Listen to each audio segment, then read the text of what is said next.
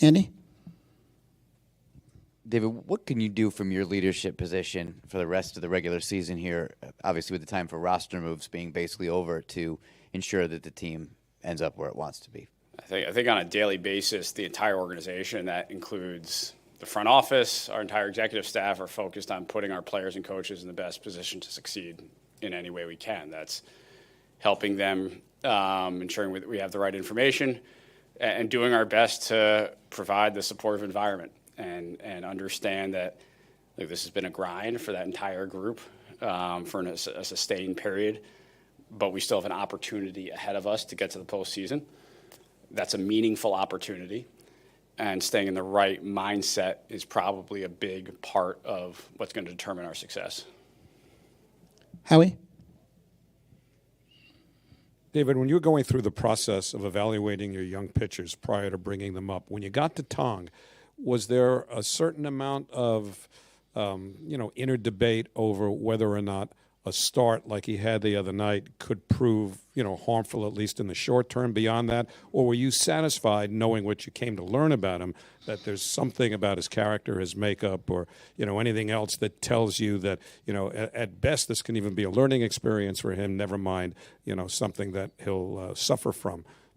With all three of these guys, I think one of the reasons we were comfortable making the decisions we did to promote them was we felt like they can handle adversity and they can bounce back.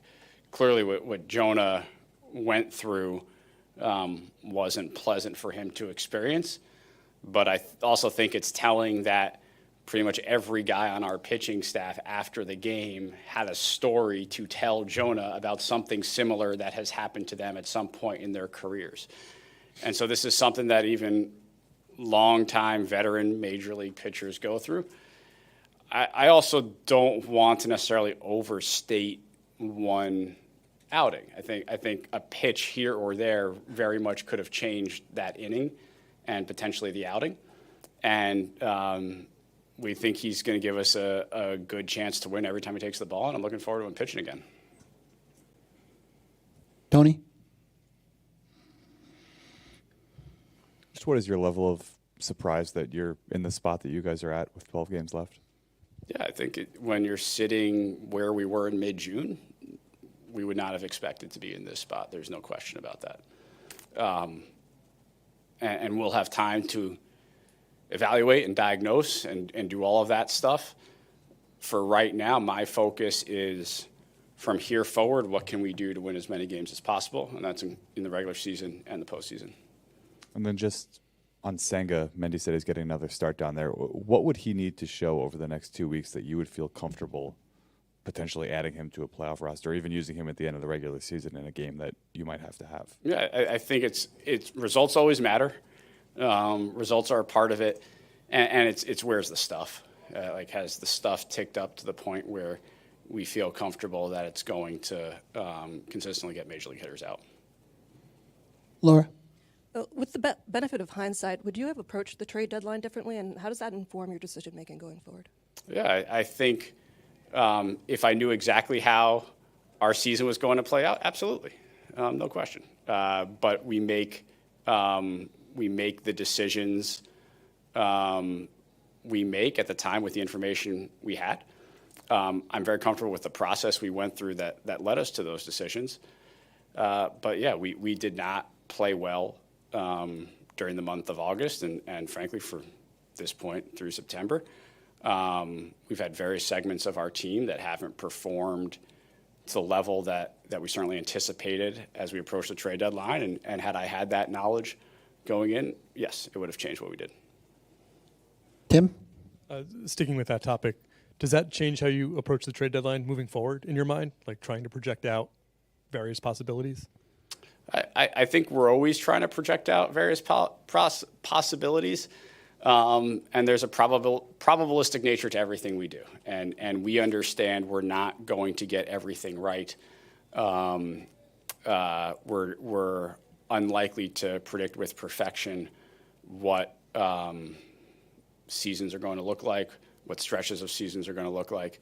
So I think certainly we have to learn from this and determine whether there are things we could have seen that we did not. But I am confident in our evaluative capabilities and the work on the whole that we've accomplished. And then when you do your evaluation of this year's team, how do you factor in or account for the streakiness of it, not just like on a team level, but individually, especially a lot of your hitters have had really cold stretches, really hot stretches. How do you account for that and factor into how you view this team? I think we have to determine whether that has been an outlier relative to seasons of the past, and I don't have the answer to that right now. Andy? Real specifically in the remainder of this season, could you see you have an abundance of right-handed starting pitchers right now, whether it's Senga and Holmes or some of the younger guys. Could you see one of those starters getting you leverage outs later in games because perhaps of a need for that from a righty in the bullpen? Yeah, I wouldn't take any of that off the table right now. I think we are, with 12 games left in our season, going to do what we need to do to win as many games as possible. And if that means asking pitchers to take on slightly different roles for various turns through our rotation, that's what we're going to do. It's a different sort of question about Holmes of the bullpen than you've got most of the year because he's obviously held up physically well, but he also was coming out of the bullpen during the World Series last year. Does that give him a leg up as someone who could step right into helping you that way if there's a need? It's still a transition for him. I mean, he has the experience from the past, but it's still a transition for him to do that.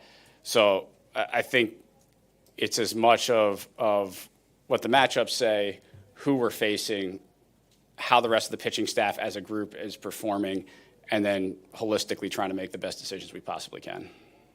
Jorge?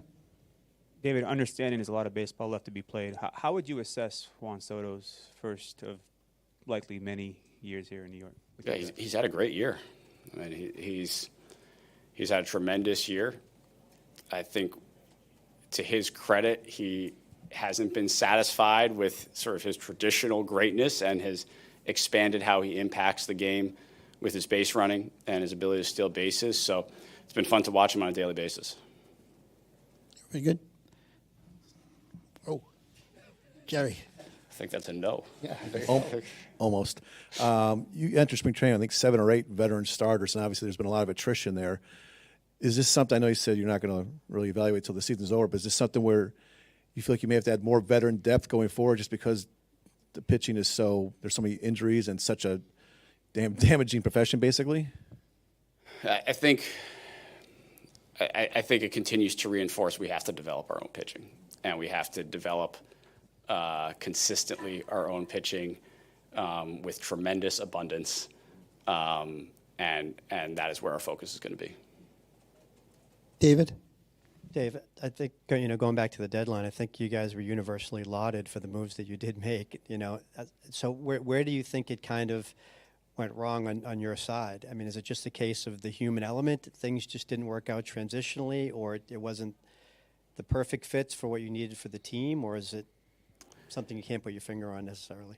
Yeah, I mean, first of all, I'd say we're not at the end of the line yet, and so there are potentially chapters yet to be written. But to this point, it's a fair assessment that our trade deadline, at least some of our trade deadline acquisitions, have not performed at the level that we expected, or the level that they have performed at throughout their careers. Part of that is streakiness and randomness, and this happens every year in baseball with some trade deadline acquisitions. Part of that, we need to look and ensure that we're doing everything we can to help these guys succeed. We take a lot of pride in when players come here, allowing them to be the best versions of themselves. We've talked a lot about that, and so when that doesn't happen, we need to be honest about that as well and see what more we can do. Gary? Not necessarily speaking about your own team, but globally, it seems as though teams have not been able to sustain levels of success across the season.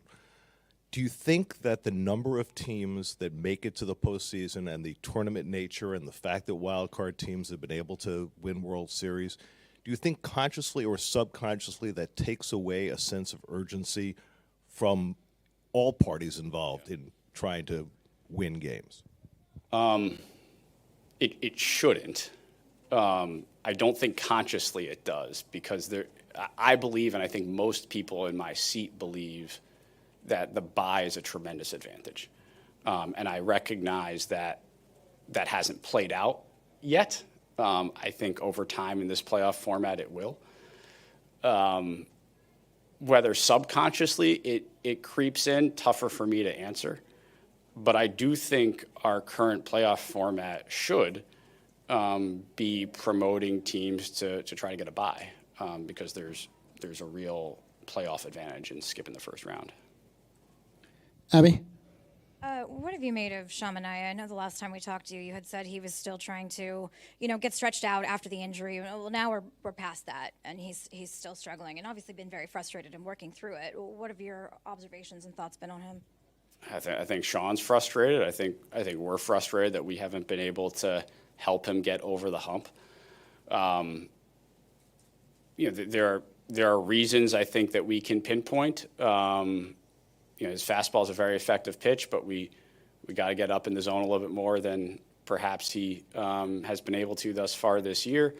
Probably a slightly different pitch mix, which isn't terribly unusual year to year for a particular pitcher to find a slightly different pitch mix. But look, we're going to need Sean. Over these next 12 games, we're going to need Sean. Into the playoffs, hopefully, we're going to need Sean. We've seen flashes of a really good pitcher, and it's our job to help him get there a little bit more consistently. Just what have you thought of how Carlos Mendoza and particularly the hitting and pitching groups have handled these, exceptionally long hot and cold streaks? Yeah, I think we've remained consistent as a group, as a coaching staff. I think we're putting in the work and doing our best to prepare our players, and that's where our focus is. Tony? Just to piggyback off what Gary just asked, there's a lot of evidence that getting in is all that matters, right? Like, just get in. To what extent do you sort of believe in that wipe the slate clean? Like, as long as you get it, whether it takes 83 wins or 86 or whatever it is, that your ceiling remains the same. So I think that is a factually accurate statement. Your ceiling does remain the same. You have an extra round you got to play in, and that is also a factually accurate statement. So, yes, you can't win a World Series if you don't get to the playoffs, no question. That is the biggest hurdle to overcome. Conditional upon getting into the playoffs, you would prefer to only have to win 2 series to get to the World Series than have to win 3. Disha? Hey, David, we asked you so much about the team chemistry last year and how it had so much to do with what they accomplished. Just how would you assess what the team chemistry is this year in that clubhouse, maybe relative to last year? Yeah, I think it's very difficult to compare one team to another and the clubhouse mix from one year to the next. I think we have really good guys in our clubhouse this year. I think they're working really hard, and I think they want to win. And I think it's tough to create the consistent type of energy that maybe we displayed organically last year when you have the type of streakiness that we've had this year. And so I think we have the ingredients for a very productive team chemistry and team energy. We, in my opinion, just haven't allowed it to flourish yet because we haven't gotten on a run. And we haven't played, certainly over the last few months, consistently high-level baseball. Mark? David, smaller picture. Cedric Mullins, just what have you seen from him in the couple months here, and I guess why do you think it hasn't worked out yet? Yeah, I think Cedric came over to a new team for the first time in his career, adjusting to a new organization, a little bit of a different role, got off to a little bit of a struggle, and sometimes that can put pressure on players. I think he's spoken about that a little bit, that sometimes you can press. I do think he's beginning to come out of it. I think we're seeing him have a little bit more productive at-bats, staying in at-bats, getting on time with the fastball a little bit better, and so that's a really good sign for us. Tim? Abby asked about the manager and the coaching staff collectively. What have you thought specifically of the job Carlos Mendoza has done with this team? I think Mendy's done a very good job, and I think he's been a positive leader, a consistent leader, has done what he can to get our group going, and I think he's going to continue to do that. Jerry? Juan's not the only, kind of surprise base stealer in baseball this year. You got Josh Naylor or Cal Raleigh, a few other guys. Do you sort of feel like, especially with the new rules, that maybe the surprise stolen base candidate is like something you can exploit, market inefficiency, or is that something you can do from a year-to-year basis? So I do think what we've seen over the last couple of years, and certainly the examples that you note for this year is what MLB was going for with the rule changes. There are opportunities now to steal bases, and if you have a base runner or a player who wants to do it, who has either the speed or innate base running knowledge, talent, perception to do it, I think it's certainly a way to add value that may not have existed 4 or 5 years ago. Are we good? Thank you, David. Thanks.